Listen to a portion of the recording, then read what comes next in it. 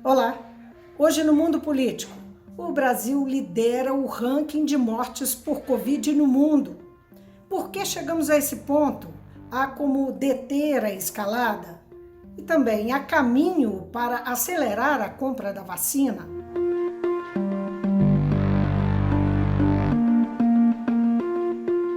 Eu vou conversar com Thomas Vitor Conte. Ele é doutor em economia, cientista de dados, professor do INSPER e do Instituto de Direito Público. Muito obrigada, Thomas, por atender a gente. Eu que agradeço, Vivian. Um prazer. O Brasil tem 2,7% da população mundial e concentra hoje 37% das mortes por Covid no mundo, né? A semana passada nós batemos mais recordes, né? Acima de 4.000 mortes, e o país é o 73º no ranking da vacinação mundial. Thomas, por que nós chegamos a esse ponto? Bom, acho que foram uma sequência de erros, na verdade, muitos deles que não foram corrigidos até hoje, erros básicos a respeito de comunicação de risco, de medidas preventivas, desde tentativas de impedir a entrada do vírus pelo aeroporto no começo do ano passado, até nenhum esforço feito para tentar conter a nova variante P1, quando ela foi descoberta em janeiro. Então, há um amplo leque de medidas que a ciência recomendaria que fossem feitas, né, que tem mostrado eficácia, mas o Brasil não segue a maior parte deles, e mesmo os que tenta seguir, há uma grande descoordenação nacional sobre como isso deve ser feito, ou grupos de pessoas disputando, o que dificulta todo o processo. E na parte da vacinação, houve no ano passado também uma posição bastante sistemática da parte do governo federal de negligenciar a urgência e a necessidade das vacinas, talvez também por uma posição de que a pandemia não seria tão grave ou que ela passaria naturalmente. Então, estamos colhendo um pouco o fruto de, não de uma, não de duas, mas de uma longa sequência de decisões equivocadas e de falhas de prevenção. Como você mencionou, essa percepção do governo federal, teve alguma coisa que aconteceu ano passado no Brasil em relação ao resto do mundo que permitisse fazer uma projeção otimista? Desconheço, sinceramente, se houve alguma base, se houve alguma mínima base em que isso pudesse ser feito. Eu diria que talvez o único traço de evidência que a gente pudesse ter nesse sentido foi um único estudo que tinha alguns vieses de seleção na amostra, que mostrava que em Manaus poderia ter havido algo como 70% da população exposta ao Covid, e que, portanto, talvez Manaus estivesse na margem do que a gente chamaria de uma imunidade de rebanho, por excesso de pessoas contaminadas que adquiriram imunidade. Por que eu digo traço de evidência? Porque o estudo tinha vieses e não dava para confiar nesse número. O número provavelmente estava superestimado. Mas, mesmo havendo esse traço de evidência que só apareceu no fim do ano passado, no começo de janeiro desse ano, Manaus foi novamente a primeira cidade a ter um surto de Covid e explodir de novo. Então, se a única base de evidência era essa, e justamente na cidade que mais se esperaria ter mais resistência à Covid por infecções naturais, ela caiu por terra em janeiro, e desde então não haveria mais nenhuma evidência de que nós estaríamos numa trajetória segura. Na verdade, eu até dei uma entrevista em fevereiro para o Marco Antônio Villa, e ele perguntou, bom, quais são as suas perspectivas? Eu falei, olha, o Brasil provavelmente vai virar uma grande Manaus, porque nós não estamos fazendo nada para impedir. A única coisa separando o resto do país de replicar o que aconteceu em janeiro em Manaus é a sorte, e não tivemos sorte. Em outubro, nós tínhamos uma situação bastante diferente do que temos agora, né?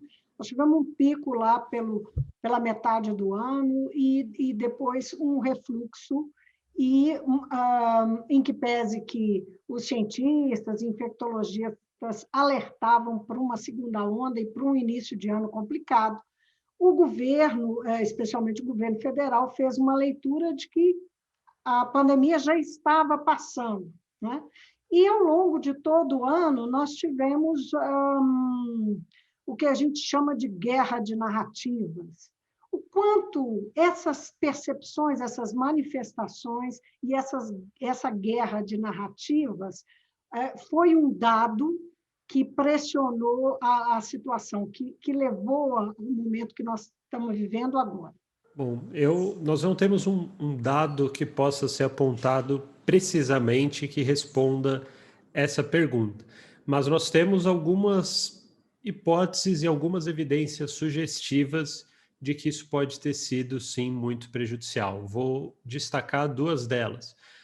A primeira delas, nós vemos que em países que adotaram níveis diferentes de medidas preventivas ou de medidas de combate à Covid, países que conseguiram coordenar mais as suas ações no sentido de uma estratégia consistente, caminhando no mesmo sentido, com coordenação nacional, com um diálogo muito bem alinhado, obtiveram respostas mais rápidas. Por exemplo, países que tentaram fazer lockdown e que havia essa coordenação, como Portugal, no começo desse ano, fim do ano passado, conseguiram em pouquíssimo tempo derrubar os casos, enquanto países como o Brasil, que fizeram quarentenas de média intensidade, sem rastreio de contatos, sem uma série de outras medidas, isso perdurou muito tempo. Quer dizer, não é só o que fazer, é como você aproveita esse tempo, quão consistentes são as medidas. No caso do Brasil,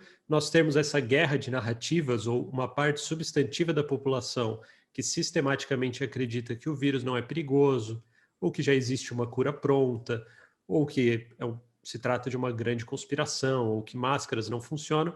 Isso tira o efeito de todo o resto que a gente está vendo, porque parte das pessoas não está jogando contra o vírus, como gosta de dizer o Pedro Halal, não está agindo no outro sentido. E uma segunda evidência sugestiva que nós temos dados dos Estados Unidos que aponta, por exemplo, níveis de exposição diferente conforme até o partido político ou até o canal, o meio de informação principal que a pessoa tem. Então, estudos feitos em municípios americanos que eram mais alinhados com o presidente Trump, as pessoas se expuseram mais ao vírus e tiveram uma trajetória de casos mais grave, enquanto redutos, né, da oposição houve uma trajetória menos agressiva da pandemia. Então, isso são sugestões de como esses fatores comportamentais podem afetar bastante realmente a trajetória. A essa altura, como é possível a gente sair dessa espiral? Né? Nós estamos, a impressão que a gente está é que a gente está num barco desgovernado, né? Que as coisas estão completamente fora de controle. Existe alguma, olhando para o resto do mundo, alguma coisa que o Brasil ainda pudesse fazer para controlar a crise? Então, Vivian, sinceramente, tem muito que poderia ser feito, muito que ainda está pela metade no Brasil, tanto em termos de comunicação de risco, as pessoas ainda não foram informadas sobre máscaras melhores, algo que desde janeiro a Europa e os Estados Unidos já estão fazendo, pedindo para as pessoas usarem máscaras padrão PFF2, N95, que não são caras, como um escudo maior contra as novas variantes. Ainda não há comunicação clara sobre a importância da ventilação, as nossas escolas não usam ventiladores como exaustores. A parte do distanciamento também não é comunicado quão importante é, de fato, manter a distância das pessoas. Muita gente acha que estando de máscara não tem tanto problema, a gente fica perto um do outro. Nosso transporte público ainda está cheio. Enfim, uma série de problemas grandes persistem e que, com certeza, há muita margem de que a gente poderia fazer as coisas melhores. Dito isso, eu sou bastante cético. Na verdade, essa percepção que você mostrou agora de que, olha, estamos aqui em março, abril, essa perspectiva de descontrole, parece que está desgovernado. Essa é mais ou menos a percepção que eu tive em setembro, outubro. Eu deixei de acreditar que o Brasil conseguiria se organizar o suficiente nessas medidas de fato de combate à pandemia, tanto que foi a ponte de partida para que eu me aprofundasse mais até na questão das vacinas, porque é uma tecnologia mais forte e, bom, a revelia dessas outras medidas, talvez, se a gente tiver vacina suficiente, a gente consiga controlar, fazer com uma tecnologia médica algo que, com políticas públicas e coordenação social, a gente não conseguiu fazer. Uhum. Como aumentar a compra de vacinas? Que hoje a questão o que a gente já sabe é que o país não consegue comprar vacinas, né? Comprar mais vacinas, e também está no limite da produção, com o nível de dependência que nós temos de grandes laboratórios estrangeiros e tal. Existe algum caminho do que você está estudando e acompanhando? Existe uma luz no fim do túnel para a nossa dificuldade de comprar? Da parte de comprar a quantidade de doses, o Brasil até tem, né, acordos suficientes para vacinar toda a população. O que está pendente? Quando que a gente vai conseguir fazer isso? Supondo que não haja mais nenhum atraso no cronograma de vacinação, o que é uma hipótese heróica, porque todas as semanas as estimativas estão sendo revisadas para baixo, o que é previsível, porque é uma pandemia mundial, então falhas vão acontecer, erros vão acontecer, mas supondo que dê tudo certo, a gente está falando de primeiro semestre de 2021, conseguir vacinar aí a grande maioria da população, de 2022, desculpa. Então, o que está em jogo é o tempo. Quanto tempo a gente vai ter que esperar? Será que teremos ainda uma nova onda, principalmente entre jovens, depois dessa agora? Será que a gente vai entrar em 2022 discutindo uma nova variante que conseguiu escapar da imunidade das vacinas que nós aplicamos agora no começo de 2021? É esse tipo de dilema que a gente está diante. Nós já temos alguns indicativos de que estamos com isso no horizonte, né? Tem crescido o número de pessoas infectadas que são jovens. Sim, a tendência é essa. Inclusive, o que a gente vê pelo que está acontecendo no Chile agora, que é um país que também estava usando a vacinação, está com o processo de vacinação dependendo bastante da Coronavac, como o Brasil, mas conseguiu vacinar muito mais rápido que o Brasil, já passou de 50 doses por habitante, é que o próprio processo de vacinação avançando acaba gerando otimismo na população, as pessoas relaxam um pouco as medidas preventivas, e aí as pessoas que ainda não tomaram a vacina acabam lotando os hospitais. Então, esse é um risco real para o Brasil ainda nesse fim do primeiro semestre ou segundo semestre, de nós termos um novo grande surto de Covid focado em jovens. Talvez os hospitais não lotem tanto, mas sejam basicamente jovens que vão estar nos hospitais. Agora, então, você acha que a saída de Ernesto Araújo, repaginada lá no Itamaraty, se é que ela houve, mas, enfim, há uma expectativa de que haja uma mudança na condição da política externa, você acredita que isso pode facilitar, desemperrar alguma coisa? Eu acho que sim, porque as informações que nós temos agora é que, na verdade, o ex-ministro Ernesto Araújo, ele foi, inclusive, contra a compra de algumas vacinas por parte do Brasil. Por exemplo, ele foi contra que o Brasil aderisse ao fundo COVAX, que é o fundo que fornece doses de vacinas aos preços mais baratos do mundo. Ele foi contra, foi uma briga interna, né, da diplomacia do Itamaraty, conseguir que o Brasil fizesse um acordo com o COVAX e mesmo assim fez o acordo pela cota mínima, que é suficiente para cobrir 10% da população, quando o COVAX permitia contratar vacinas para até 40% da população. Então, a presença do Ernesto Araújo como ministro já foi responsável por nós contratarmos doses de vacinas muito abaixo do que nós poderíamos ter contratado, poderia ter sido ainda pior. No momento atual, há um esforço diplomático que está sendo capitaneado, que eu saiba, pela senadora Cátia Abreu. Ela está tentando convencer o fundo COVAX de que o critério de distribuição de vacinas dele mude. Atualmente, o critério do COVAX é por tamanho da população. Então, os países que aderiram ao fundo vão recebendo as vacinas conforme a proporção populacional deles em relação aos que aderiram ao fundo. A senadora está tentando convencê-los de que deveria ser priorizado, além da população, o estágio da epidemia que cada país está, e que países com descontrole maior ou que estão passando por um grande surto de Covid deveriam ser prioritários. Isso pode agilizar algumas doses para nós. Há também uma iniciativa do consórcio do Nordeste, o consórcio de governadores do Nordeste, que querem contratar e trazer para o Brasil a Sputnik V, mais de 30 milhões de doses, estão negociando, estão tentando conseguir a aprovação da Anvisa. Que está sendo produzida internamente, não é?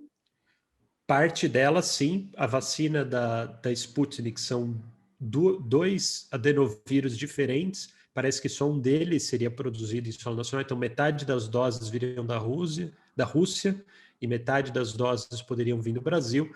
Mas, para conseguir o volume de doses necessário com velocidade, nós precisaríamos importar também. Não daria para produzir tudo no Brasil por questões de tempo e por dificuldade, né? Então, essa é uma iniciativa importante. E uma terceira iniciativa, que parece que o prefeito Bruno Covas está conversando com os Estados Unidos, parece que o senador Rodrigo Pacheco também mandou uma carta para os Estados Unidos pedindo. Os Estados Unidos hoje têm mais de 30 milhões de doses da vacina da AstraZeneca Oxford, aquela que nós produzimos na Fiocruz, prontas e estocadas em solo nacional. Eles ainda não podem exportar essas vacinas por questões contratuais. Eles devem conseguir exportar, segundo eles mesmos, em maio. E aí resta saber para onde vão essas vacinas. A princípio, pode ser que eles priorizem México e Canadá, já falaram nesse sentido. Depois falaram que vão priorizar o próprio fundo COVAX, mas, a meu ver, deveríamos colocar todos os nossos esforços diplomáticos para tentar conseguir a maior fatia dessas doses para o Brasil. Agora, passou na Câmara, em meio a esse cenário, passou na Câmara o projeto 948, que permite à iniciativa privada comprar vacinas e aplicar privadamente. Esse é um projeto que ainda vai ser analisado, né, no Senado. Qual que é a sua opinião sobre isso? Já tinha ocorrido uma tentativa no Senado, um outro projeto que pretendia, inclusive, propunha partilhar com o SUS as doses, enfim, esse projeto acabou arquivado, rejeitado, e agora esse outro projeto levanta de novo a questão da iniciativa privada adquirir as doses, né? Eu queria que você analisasse aí o projeto e o contexto em que ele chega também, né? Bom, então, em termos de contexto, nós já tínhamos previsto em lei como que a iniciativa privada poderia ajudar na vacinação do Brasil, caso ela quisesse. Estava previsto em lei, antes desse PL 948, que a iniciativa privada poderia comprar vacinas, desde que doando 100% delas para o SUS. É claro que o incentivo por parte da iniciativa privada de fazer isso é menor, porque vai ter que ser doado para a vacinação de todos. Ainda assim, convenhamos que há um incentivo interessante. Se você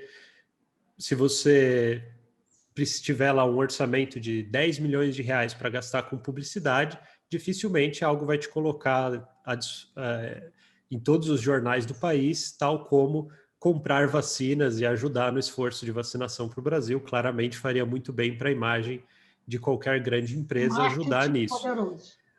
Um marketing poderosíssimo, então algum incentivo existia. Ainda assim, nenhuma empresa buscou e doou. Por quê? Porque não dá para conseguir hoje, via mercado, doses de vacina. Os grandes laboratórios do mundo, eles se comprometeram a vender vacinas pelo preço de custo desde o ano passado, né? Era uma contrapartida, como o esforço de ajuda à pandemia, como os apoios que eles tiveram de pesquisa e inovação, até uma precaução contra potenciais tentativas, né, de quebrarem patentes ou de tentarem fazer com que eles forçosamente produzissem alguma coisa, já se dispuseram a vender por um valor mais barato e estão vendendo em escala, priorizando governos. Os grandes laboratórios já têm clientes e já têm um programa de entrega de doses que ocupa todo o ano de 2021 da capacidade produtiva deles. Então, é um mercado que não está aberto para a iniciativa privada comprar. Então, moveu? qualquer dose que chegasse para a iniciativa privada brasileira precisaria passar, então, por um apoio oficial do governo federal, ajudando diplomaticamente, negociando diplomaticamente, se recusando a comprar e repassando isso para as empresas. Inclusive, o próprio grupo empresarial que está interessado em comprar essas doses para uso próprio pediu ajuda do Ministério da Saúde e disse que ele vai ter que ajudar intermediando. Então, o que está por trás desse projeto? Na verdade, por trás dessa grande ideia de trazer doses pela iniciativa privada, no primeiro parágrafo do PL 948, a gente tem o que é realmente disruptivo e realmente novo dele, que é o setor privado brasileiro poder importar e distribuir doses de vacina sem aprovação da Anvisa, né? Então, essa é a parte realmente muito nova. Importar um remédio e distribuir um remédio qualquer, ou principalmente uma vacina sem aprovação da Anvisa, é algo inédito no Brasil. Essa é a grande inovação do projeto. A minha hipótese de outros observadores atentos do que está acontecendo é que o interesse maior seria trazer uma vacina como a Covaxin, que ainda não tem nem estudo fase 3 que comprove a eficácia, você conseguisse trazer ela para o Brasil.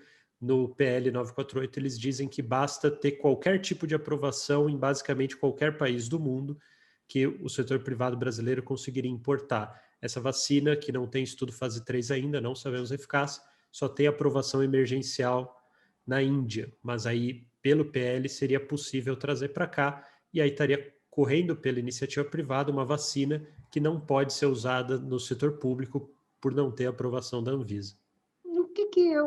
Como é que isso impacta, né, as estruturas públicas, né? No caso, por exemplo, a Anvisa, que é uma instituição extremamente importante, ela é vital nesse momento, quer dizer, ela é vital em qualquer momento para o país, mas especificamente nesse momento em que nós dependemos de vacinas do jeito que dependemos enfim, há esse projeto que funciona meio que como um drible, não é?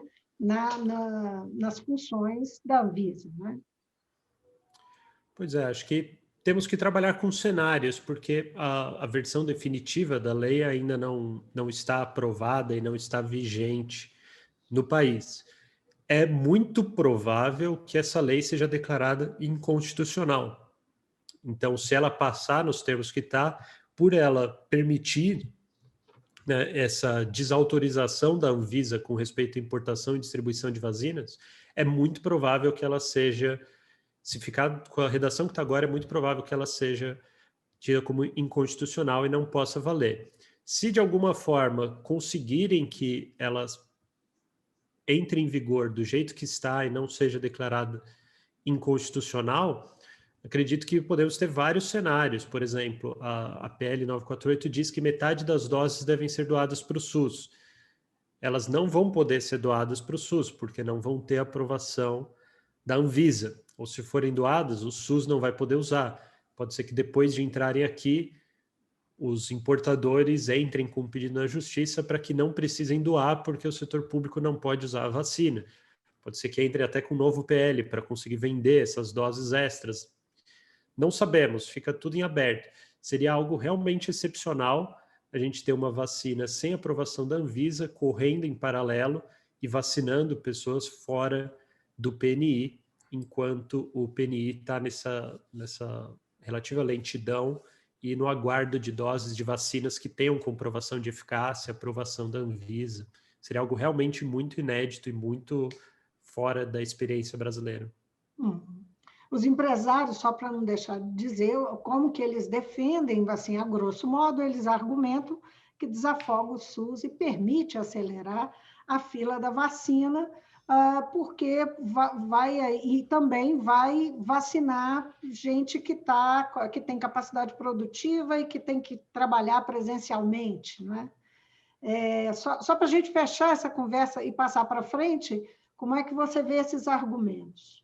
Então, a estratégia de vacinar primeiro pessoas mais jovens, né, ou pessoas que de alguma forma estejam mais expostas, é uma estratégia possível que é muito arriscada, né, pelo fato de que as pessoas mais jovens são em maior número, então demora mais para você conseguir vacinar todas elas, e elas têm se elas são infectadas, elas têm uma demanda menor por leitos do que a população mais idosa. Então você estaria colocando como alvo, né, encher uma piscina, digamos assim, muito maior, que vai tomar mais tempo, vai demorar para você ver os efeitos, e essas pessoas têm um risco menor, então você vai continuar tendo uma demanda grande por leitos. A vasta maioria dos países, quase todos, salvo tinha algum país ali na Oceania que tinha optado por essa forma de vacinar, por essa lista de priorização. Mas todos os outros países estão priorizando pessoas mais idosas e depois pessoas com comorbidades, etc. Então, o Brasil não optou por esse sistema. No PNI, os grupos prioritários foram definidos com base em risco de precisarem de um leito e grau de exposição ao vírus. Então, professores, profissionais de segurança, são motoristas de ônibus, enfim, são categorias mais expostas do que a média da população. Então, esse é o primeiro ponto. E o segundo ponto que eu acho que é importante a gente ter consciência é que a posição na fila é importante, né? Então, o valor econômico, digamos assim, para a população de você ter um lugar na fila ou no outro é relevante.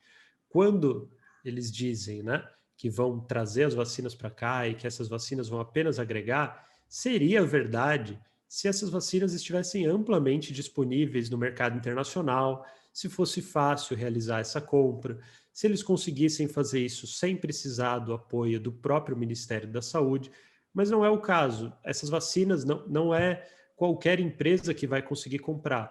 Quem vai conseguir comprar são empresas muito grandes, muito influentes, que conseguem colocar o Ministério da Saúde e as estruturas do próprio governo federal para realizar uma importação e transferir depois essas vacinas para elas. Em algum momento, né, entre a compra dessas vacinas pelas empresas interessadas e elas chegarem na mão ou no braço de alguém, o setor público brasileiro, o governo brasileiro vai precisar ter ajudado a comprar, avalizado a compra, se recusado a usar no PNI e então repassado para o setor privado. Então, Seria o caso, essa é uma...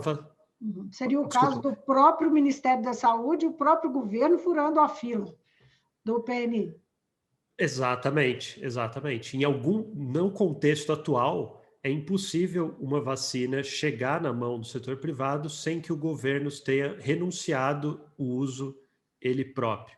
E é isso que eu acho que é extremamente difícil de justificar. O porquê que o governo não usaria uma vacina que se mostrou segura e eficaz. Aí entra as flexibilizações no que significa ser segura e eficaz, que estão embutidas nesse PL 948 também.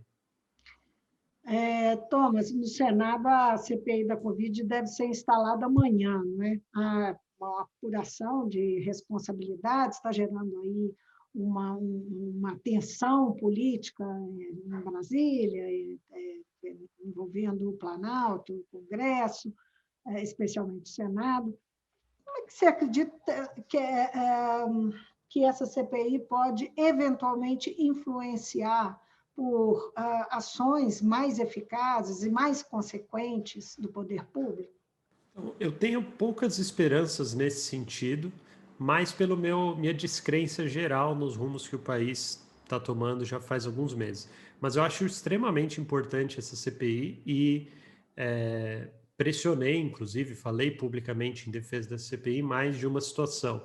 Por quê? Porque eu acredito que as pessoas precisam ser confrontadas com algumas realidades.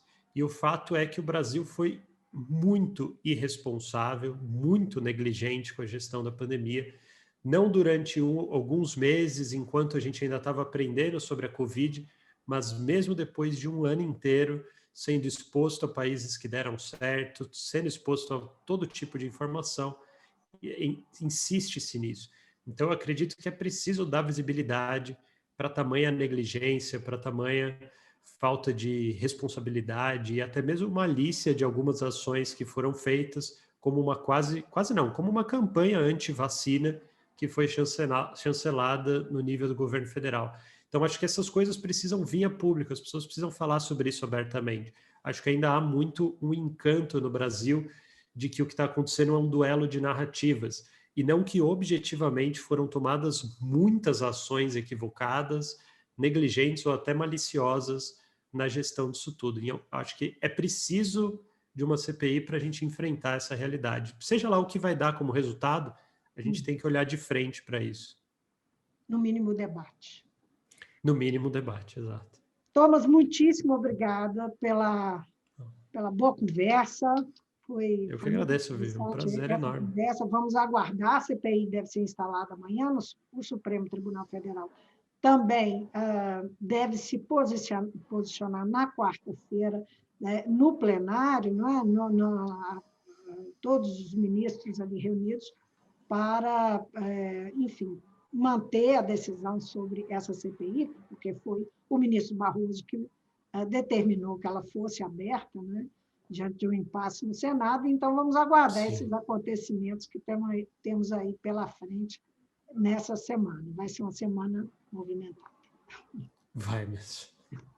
Obrigada de novo, hein? Eu que agradeço, Vivi, uma honra. Eu conversei com o Thomas Vitor Conte, ele é doutor em economia, cientista de dados, professor do INSPER e do Instituto de Direito Público, IDP de São Paulo. Até a próxima. Tchau, tchau. Até a próxima. Muito obrigado, Vivi. Tchau, tchau.